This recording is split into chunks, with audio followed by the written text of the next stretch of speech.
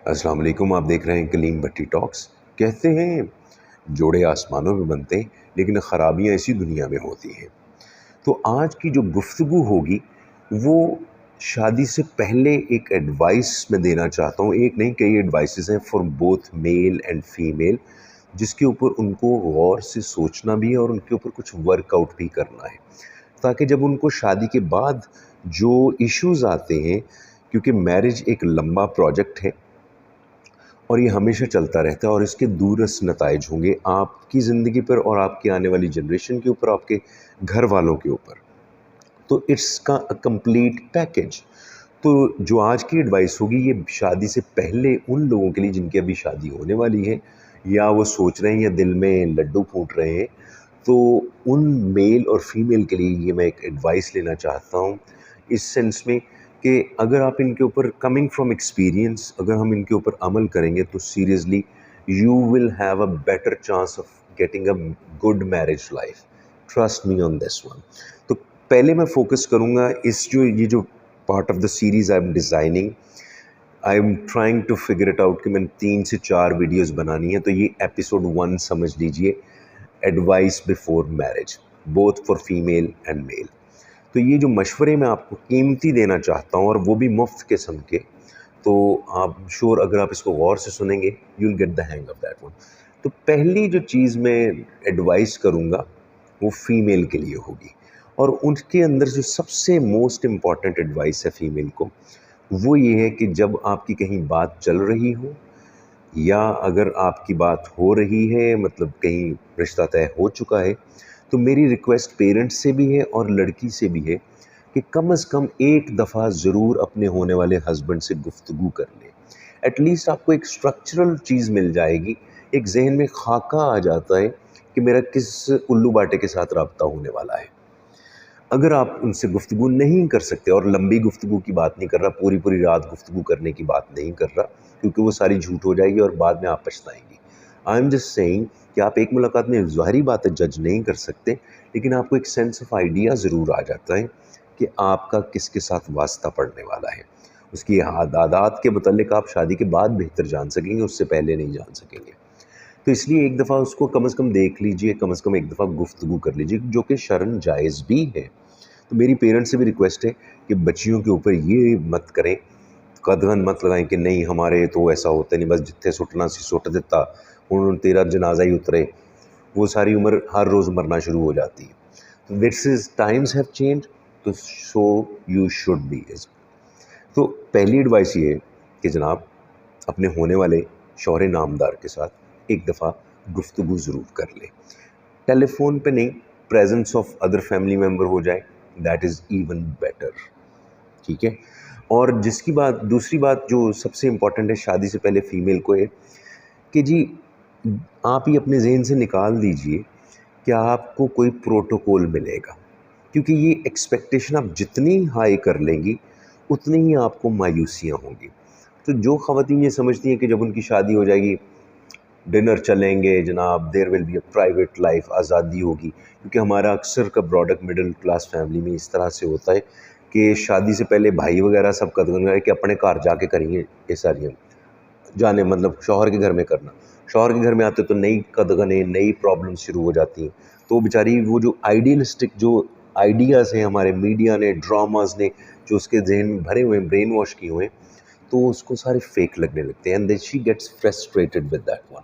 तो पहली बात, अपनी जो होने वाली शादी है उससे लो एक्सपेक्टेशंस रखें। उसके अलावा ये बहुत ज़रूरी है कि आपको एक जो फ़ियर होता है कंपैटिबिलिटी का, वो हमेशा रहेगा। उसको एडजस्ट करने की कोशिश करें शादी से पहले। कंपैटिबल दुनिया के अंदर दोनों दो डिफरेंट जेनेटिक्स वाले लोग कभी कंपैटिबल नहीं होते।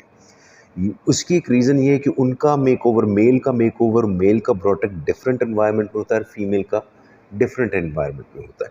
तो एक जो आप एक्सपेक्टेशन करेंगे कि आप जाएंगी, घर की बहू होंगी और आपको प्रोटोकॉल मिलेगा और आपकी बातें सुनी जाएंगी, आपका कहाँ माना जाएगा, आपकी वैल्यू होगी, दैट इज़ रॉन्ग थिंकिंग। इसको जहन से पहले से निकाल लें, एडजस्ट करना शुरू कर दें। पहली बात जो, उसके बाद जो इम्पॉर्टेंट चीज़ है कि जनाब आपको अपने आप को तैयार करना है, ना कि अपने जहेज़ को तैयार करना है। अगर ख़वातीन इसलिए शादी कर रही हैं कि उनको स्टेंसिबल्स मिलेंगी, कपड़े मिलेंगे, जूते मिलेंगे, डिज़ाइनर क्लोथिंग मिलेगी, चीज़ें होंगी, तो ये आपके इनर कॉम्प्लेक्सेस हैं जो सारी उम्र किसी और चीज़ के अंदर ट्रांसफ़र होते रहेंगे। इनको बाहर रखिए, निकालने की कोशिश करें, इसको ट्रेंड करें कि आपने अपने आप को तैयार करना है, ना कि अपने जहेज़ को तैयार करना है, जो कि आपके लिए लॉन्ग लास्टिंग भी होगा। बर्तनों पे पड़ी मिट्टी आपको सैटिस्फैक्शन नहीं देगी, कोफ्त देगी जब आप उसको सफाई करने के लिए जाएंगे। फिर जो एक बहुत ज़रूरी एडवाइस है कि आपने एमए किया हुआ है, पीएचडी किया हुआ है, खुदा का वास्ता है अपने होने वाले ससुराल में जाकर अपनी डिग्री का कीमत मत लगवाइएगा कि अपना अपना आप जब बताएं जी कि आपने मैस कॉम में ये कर लिया, आपने पीएचडीज कर लिए, आप लम्ब से पढ़ी हुई हैं, आप जनाब हाई फाई ग्रेड्स में थी, आप डॉक्टर हैं।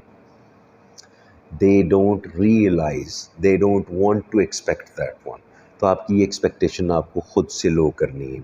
तो आपने जो भी डिग्री डाली हुई है, जो भी डिग्री हासिल की है, उसका रोब अपने ससुराल पे मत डालिएगा, इसको शादी से पहले एडजस्ट करें, ठीक है। उसके बाद जो सबसे इम्पॉर्टेंट है कि आपको जब शादी हो जाएगी तो आपका शादी के बाद के जो एडवाइस है वो मैं अलहदा वीडियो में दूंगा। शादी से पहले बहुत ज़्यादा एक्साइटमेंट, ओवर एक्साइटमेंट आपके लिए किलर होगी, क्योंकि डिसअपॉइंटमेंट्स आर ऑलवेज देयर, और डिसअपॉइंटमेंट्स की रीज़न वो घर नहीं होगा, वो आपकी हाई एक्सपेक्टेशंस हैं जो आपको डिसअपॉइंट करेंगे। तो मेरी रिक्वेस्ट है to all the female who are getting married, अपनी एक्सपेक्टेशंस को कम्प्लीटली लो करना शुरू कर दें। और दुनिया का सबसे कामयाब जो जोड़ा होता है, उन दोनों की एक दूसरे से एक्सपेक्टेशंस लो ही होती। ना कमिंग टुवर्ड्स हस्बैंड साइड, ठीक है जी, नजरात जनाब, ये शादी से पहले इसको नीचे करना सीख लें, मैंने तो सीख ली। तो हस्बैंड को एक बहुत इम्पॉर्टेंट बात जो शादी से पहले प्रैक्टिस करनी है घर के अंदर, अभी आपकी बीवी आई नहीं है, वो है कीड़े निकालना घर के मामलात में, कि यहाँ सफाई नहीं हुई, ये उसने ये क्योंकि अपनी बहनों के ऊपर बिला वजह रोक डालना, तो दुपट्टा लाए, तू इतना करके ना बैठ, वहाँ कपड़े ना पा, तू वहाँ ना पा। इन चीज़ों को आप कंट्रोल करें, क्योंकि ये आपके मिजाज को सख्त कर देंगी। और जो मर्द हजरात अपनी बीवी के साथ सख्ती का रवैया करते हैं, इवेंचुअली वो सख्ती उनको ब्रेक कर देगी और वो फ्रस्ट्रेशन और स्ट्रेस का शिकार होंगे। आप ज़ोर ज़बरदस्ती ज़रूर करेंगे, लेकिन कभी भी ऐसा नहीं होगा कि आप जीत सकेंगे। फिर जो घर में बीवी ला रहे हैं, पहले ये ज़हन में रखें किस पर्पज़ के लिए ला रहे हैं। क्या आप अपना घर बनाने के लिए ला रहे हैं कि उसको एज ए मेड लेकर आ रहे हैं। जो सबसे बड़ा 90% प्रॉब्लम्स किसी भी शादी के अंदर होती हैं आफ्टर मैरिज, वो फाइनेंशियल क्राइसिस में होती हैं। तो आपके सामने 3 सिचुएशंस हैं। एक सिचुएशन तो ये है कि आप इंडिपेंडेंट हैं, आपको एक इंडिपेंडेंट रूम मिला हुआ है, घर मिला हुआ है, विच इज़ अ रेयरिटी, बहुत कम परसेंट के लोग हैं जिनको ये सहूलत मुयस्सर है। दूसरी सिचुएशन ये है कि आपको घर में जॉइंट फैमिली में रहते हैं, लेकिन आपको चूल्हा अलहदा है, आपका कमरा तो ऑब्वियसली सेपरेट है, तो आपकी एक इंडिपेंडेंस है, सेमी इंडिपेंडेंस है। तीसरी सिचुएशन ये होती है कि जहाँ पर, जो कि कॉमनली हमारे मेजॉरिटी मिडिल क्लास फैमिलीज़ में होती है, कि वहाँ पर चूल्हा सबका एक है, अलहदा नहीं है। पहले से एग्जिस्टेंट कुछ लोग हैं, जिसमें जिठानी हो सकती है, नंदे हो सकती हैं, वो पहले से अगर मौजूद है, तो भाई ये हस्बैंड के लिए एडवाइस ये है कि उनके कामों में मुदाखलत बंद कर दें अभी से। अभी से कुछ चीज़ों को इग्नोर करना शुरू कर दें। सफाई आपकी ज़िम्मेदारी नहीं है, ना ये एक्सपेक्ट करें, ना ही आप ये एक्सपेक्ट करें कि चीज़ों को आप बेहतर कर सकते हैं जो घर के अंदर होने वाली हैं।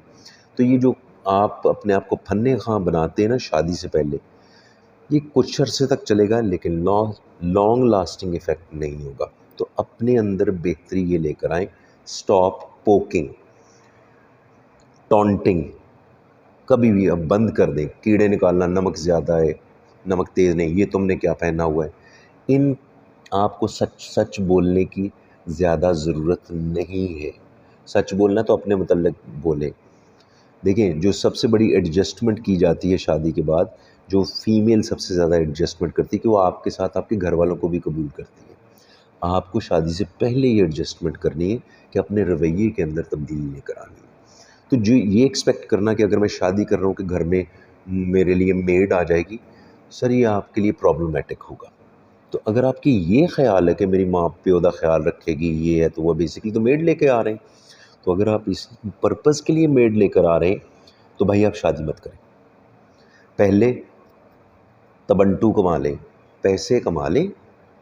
जब आप पैसे कमा लेंगे तो फिर आप इस हैसियत में होंगे कि जिससे भी आप शादी करेंगे, जिसके साथ आपकी शादी होगी, आप उसको वो वैल्यू, वो तकरीम दे सकेंगे जो वो कम से कम दर्जे की डिज़र्व करती है।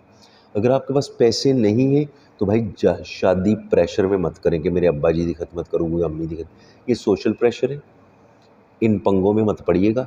Coming from experience, finances makes the most important decision of your life. तो गेट देम, पैसे कमा लो। उसके बाद जो सबसे इम्पॉर्टेंट बात है भाई, हस्बैंड साहब, ये आपको शादी से पहले की मैं एडवाइस दे रहा हूँ कि इन चीज़ों को, अपनी मिसेस को कभी भी अपने घर के अफराद में जो पहले से मौजूद हैं उनके साथ परफॉर्मेंस में कंपैरिजन मत कीजिएगा, आप प्रॉब्लम में आ जाएंगे। तो अपना मिसेस का, होने वाली मिसेस का किसी को एग्जाम्पल मत दें कि जी मेरी भाभी के साथ इस तरह से कर लो या मेरी बहन के साथ बना के रखना, ये मत कीजिएगा। पहले से कोचिंग मत करके रखिएगा। तो अगेन फाइनली, शादी से पहले फ़ीमेल को अपने रवैये में, अपनी एक्सपेक्टेशन में एडजस्टमेंट करनी है, जबकि होने वाले हस्बैंड साहब को अपनी ज़ुबान पर और अपने रोब पर काबू रखना अभी से सीखना होगा। If you want this marriage to work for a longer period of time, it start improving your behaviour right now. अभी से अपने रवैये पे करें, वरना you are not ready for marriage. और फिर जब मैरिज के बाद वाले हिस्से हैं उसके ऊपर मैं एक और वीडियो करूँगा। I hope this advice works. हाँ, ये ज़रूर है कि मुझे कमेंट्स में बता दीजिएगा कि आपको क्या सही लगा, क्या मुझे ऐड करना चाहिए, कोई सजेशन हो। Do subscribe my channel. अल्लाह हाफिज़।